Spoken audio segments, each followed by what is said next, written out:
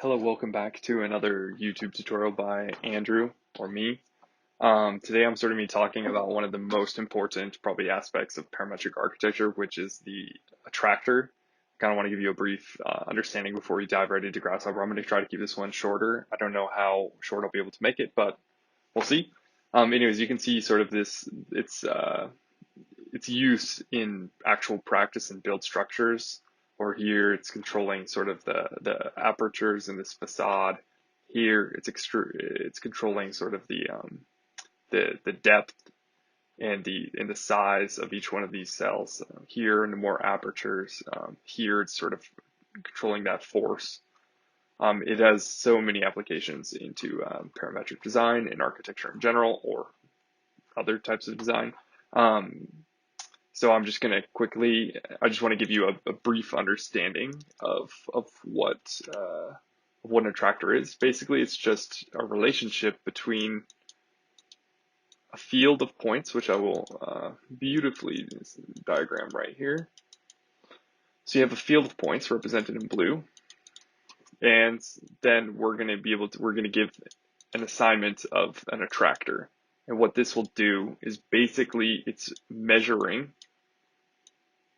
the length of the vector from each point in the field to that attractor point. And then we can use that vector length to determine, for example, the size, the radius of that point. So for example, maybe as the length gets smaller, the circles get smaller as well. Anyways, it's just simply that relationship. So I'm just going to quickly dive into Rhino right now and we'll get going. Jumping into Rhino, we're basically going to need to represent those same inputs with a surface and a point, and the attractor point. And I can label these attractor. Basically, we're going to make it so you can input any surface into this in any amount of attractors, whether it's on a curve or whether it's a series of points, or you're evaluating that surface into this one, and it'll give you a series of numbers that you can use to do whatever: extrude, make spheres, make apertures, holes, whatever you want in your surface. Okay, so let's start out with just a simple rectangle. Let's make it 50 by 50, 50 by 50, cool. Then let us make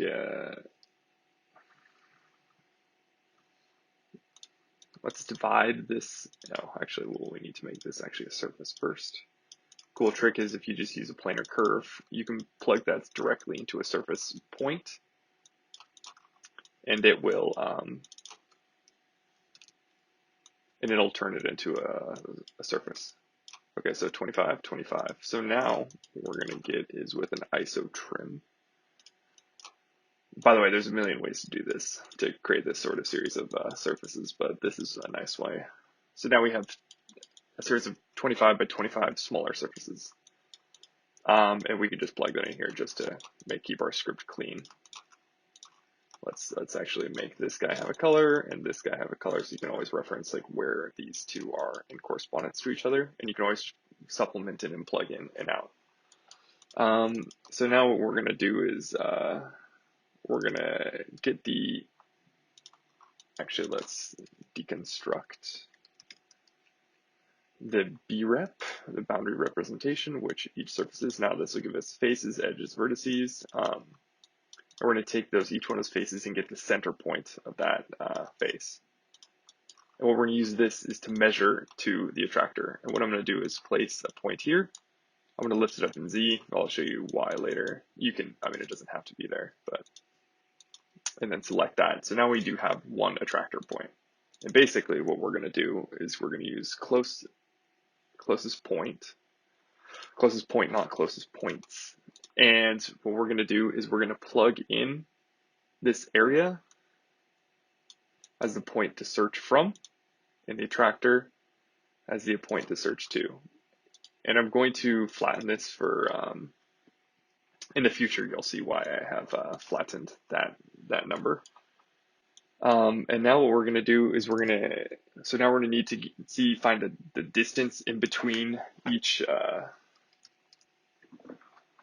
point. So what we're going to do is we're just going to create a nice little vector, that's going to show us the distance, and you can see that's represented here in length. So now you're going to see this is now representing the distance between each point and that attractor. And actually what's funny is that this closest point has that as well. It should be exactly the same, which it is. But I prefer to use a vector just for simplicity's sake, and we're going to manipulate this vector, which I'll explain. And actually we can also show a vector display where you can vector in the beginning position, and now you can see all of those vectors represented, and they will move as we move. Okay, but we don't need to see that. Anyways, now what I'm going to do is, so we're going to have this series of lengths, but the thing is it's going to be very unusable, and I can represent this by, for example, if I were to create a circle on each one of those points, I can use that length. However, it's very uncontrollable. So I'm going to now give you a sense of control over that list. And I'm going to use this through Graph Mapper, which I found is sort of the easiest way to achieve like a high level of control over a series of numbers. And this is obviously impaired with remapping. So I'm going to take this list and I'm going to want to remap them to fit between 0 and 1. So they will always fit in this Graph Mapper, and this is like a trick that everyone and their mother should know, which is you take this set of numbers constructed in here. We need the source domain here, but because this is going to give us, so this is going to give 625 source domains for each number. What basically we're going to want to do is flatten this list, so it actually only gives us one. So between 15 and 38, now it's going to remap all those lengths between 0 and 1. So it'll actually, because the target domain is 0 to 1, so that as it goes through the Graph Mapper, it'll actually take on the properties of that graph. And then on the other side, we're going to want to remap again, and I cannot type in remap ever, so I'm just going to copy and paste it and then remove. Anyway, so now we're going to now this is giving us a series of 0 and 1, as you can see.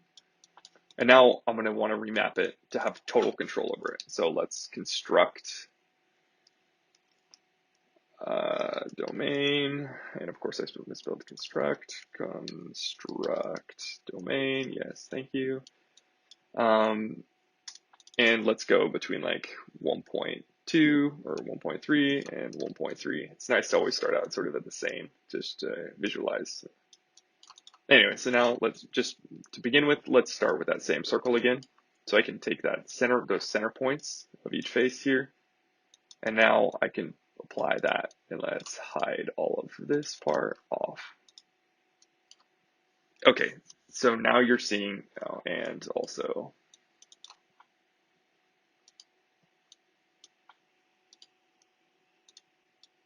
that.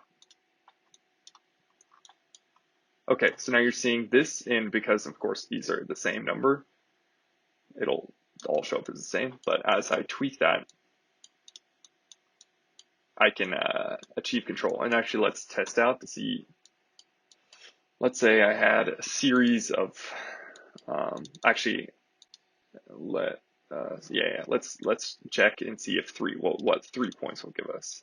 Okay, well, I should put 1 point over here. So now let's highlight these, right click on here, set multiple points, and you can see how this list is going to be able to be affected by any number of points, which is pretty cool. And I'll show you how to do curves in a second as well. Actually, we can just do that right now. So here, I'll just draw like a nice little spline through here. I'm going to lift it up because I will want to. I'm going to want to use that Z direction to extrude some things later. But so in this, let's insert a curve into this. Set one curve. let's divide that curve into, I don't know, 100. We'll plug that in, and voila.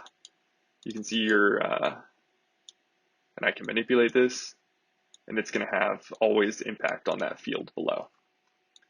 Anyway, so this is really powerful because you can supplement into either one of these. You can change out the surface, you can change out the attractor, and it'll always work between these two things.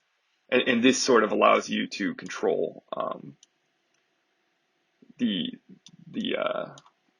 actual numbers inputting. It's sort of like the area of effect and how strong the attractor is versus how at distance and at far. So okay, so here we are.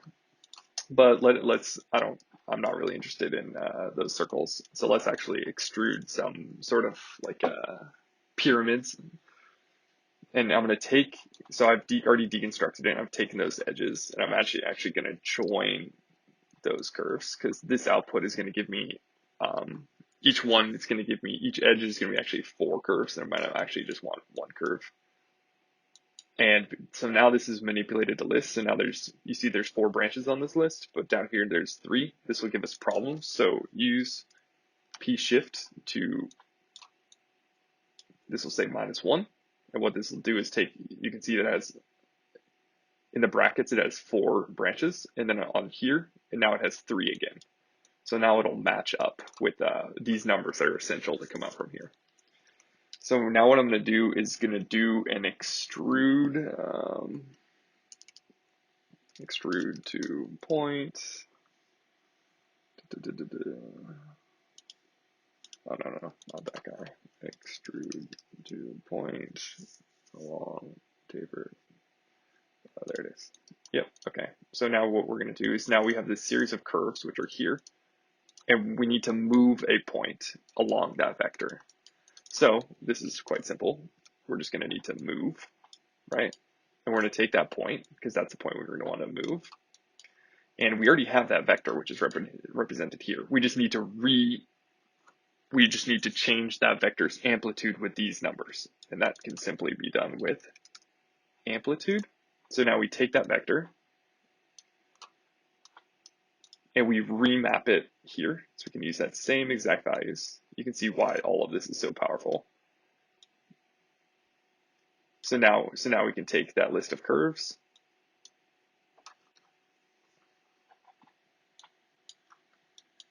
Oh, here, let's boost this up a little bit. It gets a little bit more, get a little bit more depth in there. And you can start to see that we are getting a totally 3-dimensional surface sort of treatment, facade treatment, whatever you want, corresponding to that curve. I could add more curves. I could do whatever you want. Anyway, so I really love that. Here, we can preview this custom preview, which I showed in one of my other tutorials. And swatch. This is from Andrew Human's human component.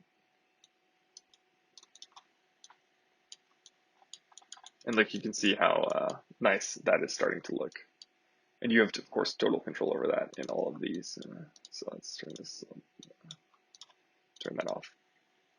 Okay, one other thing is I thought was really powerful that maybe you could know about was this evaluate surface. Or actually, let's use this general surface. So this is before I split it. So I'm going to evaluate here, and let's grab a multi-directional slider, and I'm gonna plug this in. But actually, it's going to appear over here. So what I need to do is reparameterize the surface so it goes between 0 and 1, and this will allow me to draw a point anywhere on that surface based on these. Let's rotate the correct direction.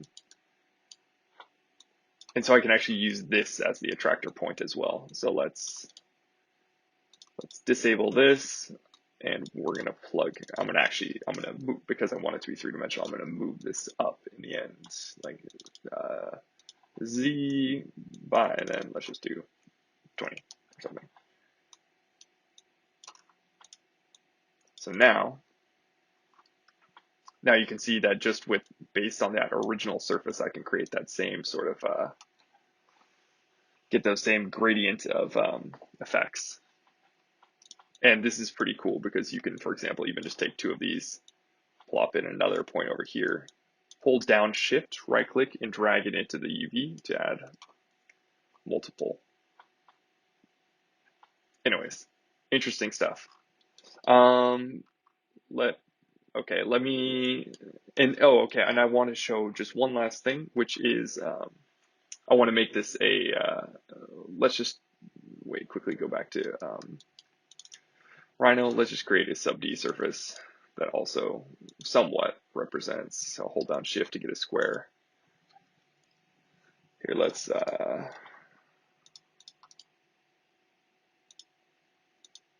I'm going to close out of this just so I can quickly model this and give you some tips on this. So I'm just going to make it super quick. This is a sub D, so this is one of the new features in Rhino 7. I'm just going to create a little funky surface. So when I click Tab, it'll soften it. And then when I click Tab, though, it does round off the corners, which I don't like. So I'm going to highlight by Control Shift and then selecting each one of these, and then I'll type in crease. And now when I click Tab, those corners are locked. And I could do that for these curves as well, but I want those curves to actually sort of interpolate between. Anyway, so now we have an interesting surface. And I'm just gonna, two NURBS, I'm gonna make this into a NURB surface right off the bat. And so now I can just delete the sub D, and I have a interesting shaped NURB surface. And now I can bring back up Grasshopper. And I can bring this in, or here, we have to unlock Grasshopper, which is a handy way. So now we can assign one VREP, this guy, and let's plug this in so I'm going to disconnect this guy and also disconnect this subdivide because I'm going to use that same thing. So now I can bring in this VREP here and this VREP here. And now you can see that you're actually getting those things on a three-dimensional surface, and you can sort of do whatever you so please with this this thing. This is sort of like Grasshopper 101. It's pretty important to know, I think. So yeah, play carefully with this. It is also sort of a cliche of Rhino, so please don't overuse this. But it does have its time and place. Anyways, thanks for watching. If you found this helpful, please subscribe to my YouTube channel, which I just started. I'm trying to improve my content. I'm getting a new microphone, which is pretty cool. These AirPods have not quite been exactly what I thought they would do when recording. Does not make my voice sound flattering at all. Anyways, thanks for watching. Please thumbs up, subscribe, and please also comment if you have any suggestions or something you'd like to see me do more of. Thank you very much.